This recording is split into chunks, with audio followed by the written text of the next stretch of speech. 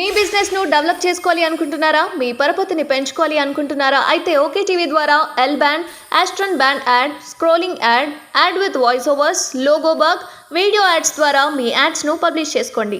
సంప్రదించవలసిన phone number 8520917933. BJP party 10 ఏళ్ల నుంచి అధికారం ఉంది. దయచేసి మా ఆడబిడ్డలకు, మా యువకులకు, చేవెళ్ల నియోజకవర్గంలో ఉన్న మేధావులకు నేను దండం పెట్టి చెప్తా ఉన్నా. భావోద్వేగాలు పెంచడం తప్ప, ఒక మత పిచ్చి లేపడం తప్ప ఏమన్నా ఒక మంచి పని జరిగిందా బీజేపీ హయాంలో? ఏ వర్గానికన్నా, ఏ పేదలకన్నా? పెట్రోల్ ధర అయింది, డీజిల్ ధర అయింది. ఇలా ఏం జరుగుతూ ఉంది దేశంలో? మా పార్టీలో జైన్ కావతావా లేకపోతే జైలుకు పోతావా? అయితే మోడీ తప్పితే ఈడీ. ఇదేనా బీజేపీ? ఇదేనా రాజకీయం? ఇదేనా దేశాన్ని ముందుకు తీసుకుపోయే పద్ధతి? ఇదేనా ప్రజాస్వామ్యాన్ని ఎక్కడికక్కడ పాతరేసే పద్ధతి? దయచేసి ఆలోచన చెయ్యాలి. గుడ్డిగా అలవోకగా ఓటేయద్దు. గుడ్డిగా ఓటేస్తే చాలా ఇబ్బందులు అవుతాయి.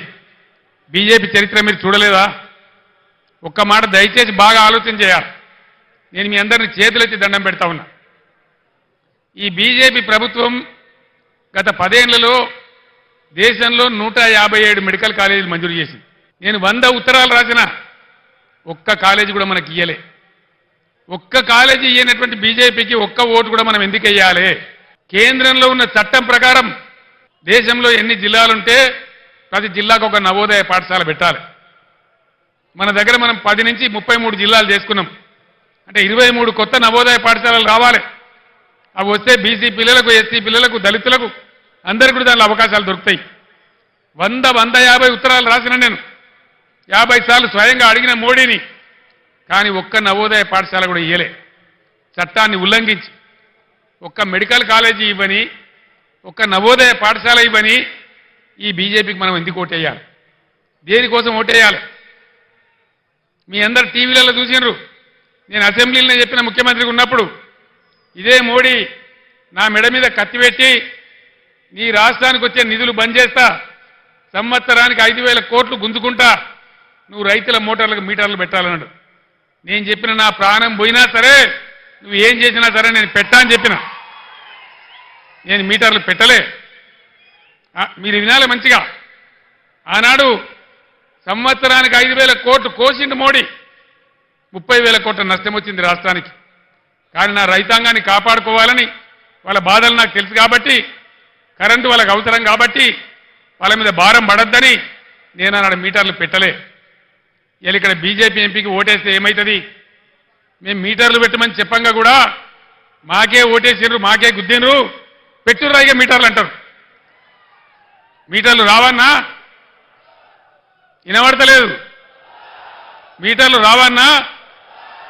మీటర్లు రావద్దు అంటే బీజేపీని గుద్దుడు గుద్దాలి. ఓటు కాదు, నేలకేసి గుద్దాలి. అప్పుడే మనకు సరి అయినటువంటి తెలివితేటలు ఉన్నట్టు, అప్పుడే మనకు రాజకీయ పరిజ్ఞానం ఉన్నట్టు. కాబట్టి నేను చేవేళ్ల మేధావులకు, విద్యావంతులకు నేను అప్పీల్ చేస్తా ఉన్నా. దయచేసి ఆలోచన చేయండి. తెలంగాణలో వ్యవసాయం రైతులు బాగా చేస్తే వికారాబాద్, రంగారెడ్డి జిల్లాలో కూడా వడ్లు బాగా పండినాయి. కాంటాలు పెట్టి కొన్నాం ఎక్కడికక్కడ. మీ బ్యాంకులలో డబ్బు వేసినాం, మధ్య దళారు లేకుండా మీకు మద్దతు ధర ఇప్పించినాం. ధాన్యం ఎక్కువ వండింది కొనమంటే మొత్తం ఉన్న బీఆర్ఎస్ ఎమ్మెల్యేలు అందరూ ఢిల్లీలో పోయి ధర్నా చేసినాం. మీరందరూ టీవీలలో చూసినారు. మేము పోతే ఆ కేంద్ర మంత్రి, బీజేపీ మంత్రి ఏమంటాడు? యాసంగి వాటి నూకలైతే పారాబాయిల్డ్ రైస్ ఆర్డర్ ఇవ్వమంటే మీ ప్రజలకు నూకలు తినడం అలవాటు చేయండి, మీరు నూకలు తినరు అంటాడు. తెలంగాణ ప్రజలు నూకలు తినన్నట.